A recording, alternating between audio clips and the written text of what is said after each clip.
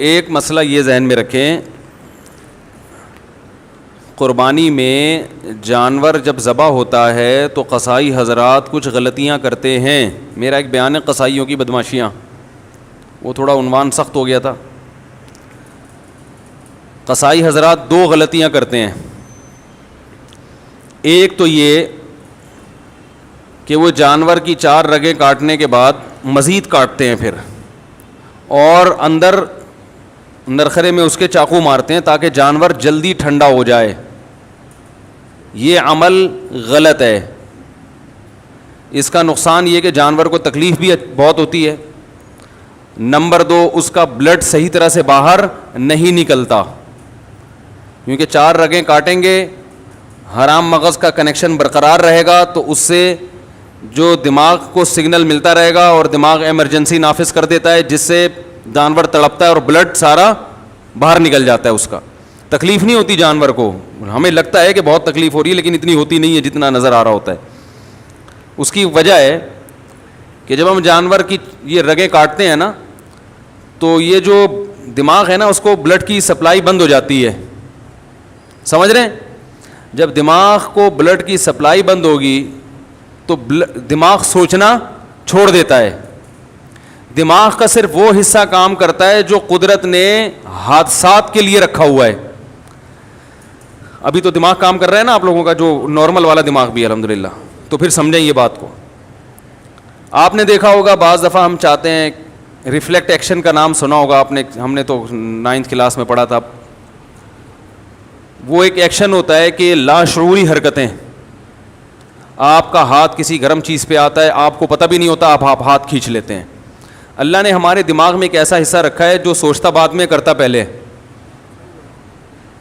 سمجھ رہے ہیں؟ یعنی ہمارے سچی جو سامنے والا دماغ ہے نا, اس کے سوچنے سے پہلے وہ کام کر چکا ہوتا ہے. اس کی حص اللہ نے بہت تیز رکھی ہے, وہ ہمیں حادثے سے بچانے کے لیے. کیونکہ حادثات میں ایسا ہوتا ہے کہ اگر آپ سوچنا شروع کر دو گے تو حادثہ ہو چکا ہوگا. گرم چیز پہ ہاتھ آیا, کافی دیر کے بعد یہ استری کسی نے رکھ دی, کافی دیر کے بعد آپ کو محسوس ہوا تو اس وقت تو بھیڑا گھرک ہو چکا ہوتا.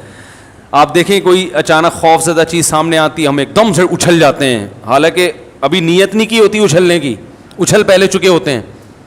جن بعد میں دیکھا ہوتا ہے ہم نے, اور پھر یہ تو بہت بعد میں پتہ چلتا ہے کہ یہ سچی مچی کا جن بھی نہیں ہے, یہ تو 1 ہفتے بعد پتہ چلتا ہے. تو بہت سی حرکتیں ہماری ایسی ہوتی ہیں. تو جانور میں بھی جب ہم 4 رگیں کاٹتے ہیں تو اس کا جو دماغ جو درد محسوس کرنے والا حصہ ہے نا, وہاں بلڈ کا سرکولیشن ختم, وہ سن ہو جاتا ہے. لیکن وہ حصہ جو ایمرجنسی نافذ کرنے والا ہے, وہ ایمرجنسی میں جو آرڈر دینے والا حصہ وہ کام کرتا رہتا ہے. وہ حرام مغز کی وجہ سے اس کا کنیکشن باقی رہتا ہے. وہ باڈی کو میسج دیتا ہے کچھ خطرہ ہوا ہے, باڈی تڑپتی ہے. تو تڑپنے سے کیا ہوتا ہے کہ بلڈ اچھی طرح نکل جاتا ہے. کسائی کیا کرتے ہیں, وہ نوک لے کے حلق میں ماری اس کے, تو وہ جو اس سے وہ رگ کٹ جاتی ہے حرام مغز والی, جس سے دماغ کا مکمل کنیکشن باڈی کے ساتھ ختم ہو جاتا ہے. سمجھ رہے ہیں؟ اس سے باڈی تڑپنا ختم کر دیتی ہے, بلڈ اچھی طرح سے جانور کا نکلتا نہیں ہے. تو یہ طریقہ مکروہ ہے, ناپسندیدہ ہے, شریعت نے جو ذبح کا طریقہ بتایا ہے اس کے خلاف ہے. ایک اور مثال سے سمجھاتا ہوں. دیکھو چھپکلی ہے نا, چھپکلی دیکھی ہوگی, اکثر جب ہم چھپکلی مارتے ہیں تو اس کی دم کٹ جاتی ہے, دم تڑپتی ہے, اس سے جان نکل رہی ہے. لیکن دم کو تکلیف ہوتی ہے, اس لیے نہیں ہوتی کہ اس کے پاس تکلیف محسوس کرنے کے لیے دماغ نہیں ہے. اور جو دماغ جہاں ہے نا چھپکلی کے, اس کو بھی تکلیف اس لیے نہیں ہوتی کہ اس کے پاس اب دم نہیں رہی ہے. ارے تکلیف تو گزر رہی ہے دم پہ نا, دم پہ تکلیف گزر رہی ہے, خوب تڑپ رہی ہے. لیکن دماغ جو اس تکلیف کو محسوس کرتا, وہ اس لیے محسوس نہیں کرتا کہ جس پہ تکلیف گزر رہی ہے وہ اب دماغ کے پاس ہے نہیں, اس کا دماغ سے کنیکشن ختم ہو چکا ہے. تو وہ تڑپ تو رہی ہوتی ہے چھپکلی کی دم, یوں یوں اس پہ جان نکل رہی ہے تو وہ خوب تڑپ رہی ہے, لیکن نہ دم کو تکلیف نہ چھپکلی کو تکلیف. چھپکلی کو صرف اس حصے پہ تکلیف ہوتی ہے جہاں کٹ لگا ہوا ہے, اس کا کنیکشن ابھی چھپکلی سے باقی ہے. وہ جو دم کے یوں کلابازیاں کھا رہی ہیں اسے ترس تو بہت آئے گا, بہت ترس آئے گا، ہائے بیچاری کی دم، ہائے بیچاری دم کے ساتھ کیا ہوا. لیکن دم کو تکلیف اس لیے نہیں ہے کہ اس کے پاس دماغ نہیں ہے تکلیف محسوس کرنے کے لیے، اور دماغ کو تکلیف اس لیے نہیں ہے کہ اس کے پاس تڑپتی ہوئی دم سے کنیکشن اس کا ختم ہو چکا ہے، اس کے پاس دم نہیں ہے. تو دم کو تکلیف اس لیے نہیں کہ دماغ نہیں، دماغ کو اس لیے کے پاس دم نہیں ہے. یہ ایک فارمولہ یاد رکھیں آپ، ٹھیک ہے نا. تو یہ اللہ کا بہت بڑا انعام ہے ان جانوروں پر کہ ہمیں حکم دیا کہ ان کی جب جان لینی ہو تو ذبح کر کے لو. اس میں تمہارا بھی فائدہ اور ان جانوروں کا بھی فائدہ. تمہارا فائدہ یہ تمہیں صاف ستھرا گوشت ملے گا خون کے بغیر. بیماریاں بھی ساری بلڈ میں ہی ہوتی ہیں، جو بیماریاں ہیں نا گوشت میں جو زیادہ تر یہ بلڈ میں ہوتی ہیں بیماریاں. جب خون نکل گیا تو جانور بیماریوں سے بھی پاک صاف ہو گیا. تبھی کہا جاتا ہے ٹوٹکوں میں کہ جو بڑا گوشت اگر پکانا ہو نا تھوڑا سا بوائل کرو اس کو، اس کا پانی پھینک دو، اس کا جو اندر بلڈ ہوتا ہے وہ سب نکل جاتا ہے، اس سے وہ اس کے نقصان کافی حد تک کم ہو جاتا ہے. تو ہمیں فائدہ یہ، اور جانور کو فائدہ کیا، اس کو تکلیف کم ہے. جانور کو موت دینے کے اس کے علاوہ جتنے بھی طریقے ہیں سب میں جانور کے لیے اذیت ہے. یہ غیر مسلم لوگ چائنا میں آپ دیکھو کھولتی ہوئی کڑھائیوں میں کتوں کو ڈال دیا جاتا ہے، زندہ کتے کو. کس اذیت ناک طریقے سے یہ جانوروں کو مارتے ہیں. یہ باقاعدہ ریسرچ ہوئی ہے اور اس پہ انگریزوں کی تحقیق ہے کہ جو مسلمانوں کا طریقہ ذبح کرنے کا اس میں جانوروں کو تکلیف بہت کم ہوتی ہے. تو اب قصائی کو آپ اس بات کا پابند کریں کہ 4 رگیں کاٹے اور پھر وہاں سے ہٹ جائے. اور بہتر یہ ہے کہ سب قصائیوں کی بات نہیں کر رہا بھائی، جو میرا بیان سن رہے ہیں ان کے علاوہ کی قصائی ہٹتے نہیں ہیں کیونکہ ایمرجنسی میں جلدی میں ہوتے ہیں. ان کو بہت قصائی اس دن دنیا کا سب سے قیمتی آدمی ہوتا ہے. ابھی دیکھو کوئی قصائی آپ سے ملے گا بھی نہیں، سلام بھی نہیں کرے گا، بولے کہ مجھے جانا ہے بھائی، میرے 6 کالیں آئی ہوئی ہیں، ان کو آرڈر بک کروانا ہے میں نے. عید والے دن جانور سے زیادہ مہنگا قصائی ہوتا ہے.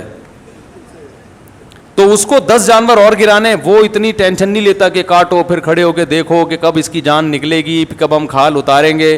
وہ کہتا ہے ابے اس کا بس نہیں چل رہا ہوتا، پوری گردن کاٹ دے وہ.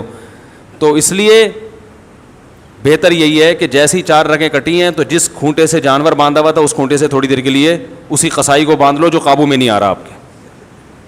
ہر قصائی کی بات نہیں کر رہا، صرف وہ جو قابو میں نہیں آ رہا ہے اس قصائی کو آپ اسی، وہ کھونٹا بھی کام میں آ جائے گا، اس کا کرایہ دیا ہوا ہے نا، پورا ہو جائے گا وہ.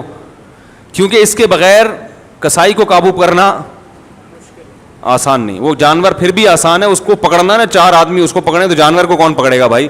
تو سب سے بہتر طریقہ ہے اسی کھونٹے سے تھوڑی دیر کے لیے آپ نے جو قابو میں نہیں آ رہا اس کو باندھ دیں. آپ بولیں جب تک ٹھنڈا ہونے دو. ایک گڑبڑی. دوسری گڑبڑ کیا کرتے ہیں لوگ، قصائی حضرات جانور جب ذبح کرتے ہیں تو اکثر منہ میں پان اور گٹکا ہوتا ہے، وہ اللہ کا نام نہیں لیتے. وَلَا تَأْكُلُوا مِمَّا لَمْ يُذْكَرِ اسْمُ اللَّهِ عَلَيْهِ. اللہ فرماتے ہیں جس جانور پر اللہ کا نام نہ لیا گیا ہو وہ جانور تمہارے لیے حلال نہیں ہے.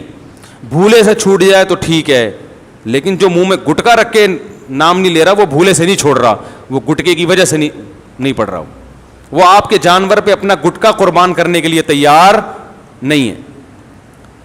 تو اس سے بولیں زور سے اللہ کا نام لو، بسم اللہ اللہ اکبر، زور سے. اور یہ مرغیوں والوں سے بھی کہا کریں، ان کو بھی بسا اوقات دیکھا ہے منہ میں منمنا رہے ہوتے ہیں کچھ. بھئی اللہ کا نام جب زور سے لینے کا حکم ہے تو لے لو، کیا جا رہا ہے اس میں. گالیاں دیں گے اتنی زور زور سے، باتیں کریں گے اتنی زور زور سے. جہاں اللہ کا نام لینے کا حکم دیا بھائی زور سے لے لو تو وہ ایسی منہ میں ہی گھما رہا ہے. تو مرغیوں والے کو بھی کہا کریں زور سے اللہ کا نام لیا کرو. سمجھ میں آ رہی ہے بات.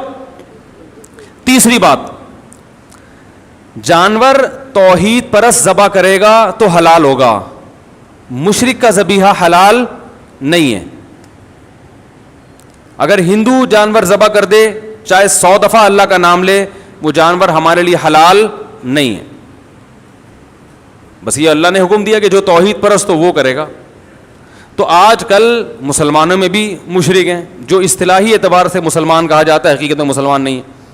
تو کوئی بھی ایسا شخص جو اللہ کے نبی کو ہر جگہ حاضر ناظر مانتا ہو اللہ کی طرح، عالم الغیب مانتا ہو اللہ کی طرح، مشکل کشا مانتا ہو اللہ کی طرح، کہ وجہ سے اللہ مشکلات پوری کرتا ہے، نبی بھی اسی طرح اسباب سے ہٹ کے نبی مشکلات پوری کر سکتے ہیں. چاہے وہ دیوبندی ہو، چاہے وہ اہل حدیث ہو، چاہے وہ بریلوی ہو، چاہے وہ شیعہ ہو، کوئی بھی ہو. جو اس نوعیت کا شرک کرے گا اس کا ذبیحہ بھی حلال نہیں ہے. تو اب میں یہ نہیں کہہ رہا کہ آپ وہمی بن جائیں کسی کے گھر سے گوشت آ رہا ہے تو آپ دیکھیں بھائی قصائی سے پہلے میرا انٹرویو دلواؤ, میں اس کے عقائد پوچھوں گا. اتنے تکلف کا حکم نہیں ہے. مسلم کنٹری ہے تو یہی فرض کیا جائے گا سب مسلمان ہی رہتے ہیں. پہلے سے کسی کے بارے میں یقین ہو جائے کہ یہ شرکی عقیدے پر ہے, اس سے ذبح نہ کروائیں. پہلے سے نہیں پتا تو مسلمان ملک ہے, ہمیں یہی حکم ہے کہ ہم سب سے کیا گمان رکھیں, اچھا.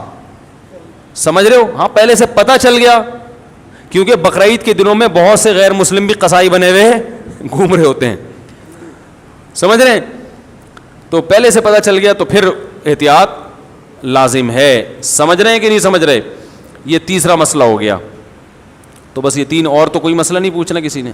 ہاں دوسری بات یہ کہ بھائی جانور کو حدیث میں آتا ہے فَلْيُرِحْ ذَبِيحَتَهُ, جانور کو ذبح جب کرنے کا ارادہ ہو تو اس کو آرام پہنچاؤ. اناڑی کسائی بعض دفعہ آ جاتے ہیں, 1 گھنٹہ جانور کو گرانے میں لگا دیتے, جانور کی واٹ لگ جاتی ہے بیچارے کی.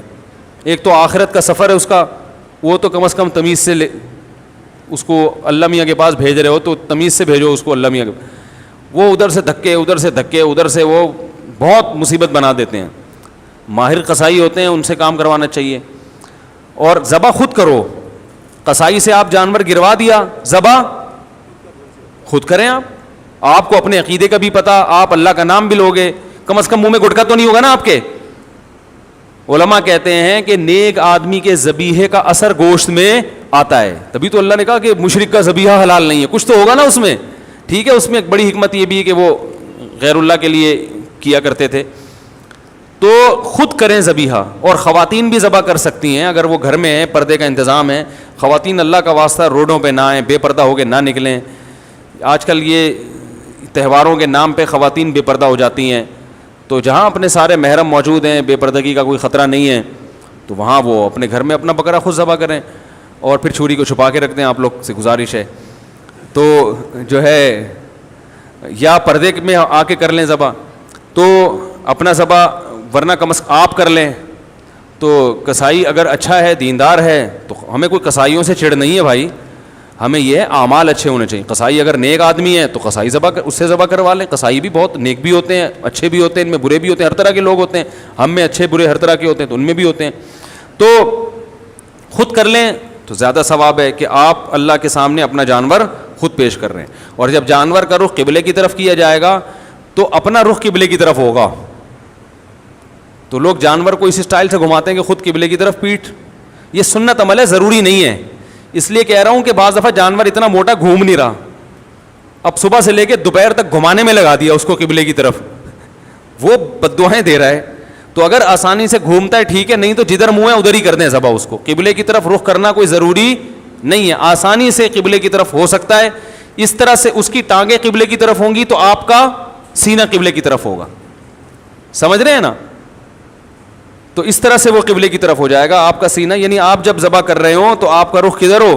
قبلے. تو اس سے جانور قبلہ رخ ہو جاتا ہے. اس کو کہتے ہیں جانور کا قبلہ ہونا. یعنی ہو انسان رہا ہے لیکن اسٹائل کیا ہے, تعبیر یہ ہوتی ہے کہ جانور. تو جانور بھی ہوتا ہے, آپ بھی ہو رہے ہوتے ہو. تو اور اس کے بعد وہ دعا پڑھ لو, انی وجہت وجہی للذی فطر السماوات والارض حنیفا وما انا من المشرکین. بعض لوگوں کو وہ دعا آتی نہیں ہے تو دیکھ کے پڑھ لیں. اگر دیکھ کے بھی نہیں پڑھنی آتی تو جانور کو اپنی دعا کی بھیٹ نہ چڑھاؤ. میں نے کئی دفعہ دیکھا ہے جانور کو لٹایا ہوا ہے, 20 آدمی اس کے اوپر بیٹھے ہوئے ہیں, چھری رکھی ہوئی ہے, وہ بیچارہ پریشان دیکھ رہا ہے. ابھی تک تو میری ایسی سیوا ہو رہی تھی, ہر آدمی میرے ساتھ سیلفیاں کھنچوا رہا تھا, جس کو محلے سے پھول ملتے وہ میرے گلے میں لا کے ڈالتا. سروس اسٹیشن کھل گئے ہیں باقاعدہ, یوٹیوب پہ میں نے دیکھا. ایک بیل کا سروس 200 روپے میں, وہ جو جس پانی سے گاڑیوں کی سروس ہوتی ہے اس سے بیل کی سروس ہو رہی ہے. ہو گیا یہ واقعی, بیل دھل رہے ہیں بھائی, پورے ڈیٹول سے نہلایا جا رہا ہے, اس کو تیزاب سے کلیاں کروائی جا رہی ہیں, اس کے برش کیا جا رہا ہے بہترین چمکا کے, سرسوں کا تیل کی مالش کر کے. تو وہ جو بندہ ہے نا وہ بیل لگ رہا ہوتا ہے اس کے سامنے جو کھڑا ہوا ہوتا ہے وہ بیل انسان لگ رہا ہوتا ہے, اتنا چمکا دیتے ہیں اس کو.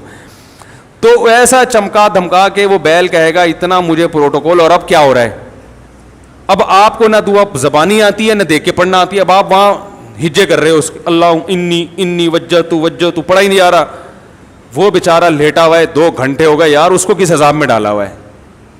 تو بھائی نہیں آ رہی, بسم اللہ ہی اللہ اکبر بس. اور اردو میں کہہ دو اللہ تیرے لیے.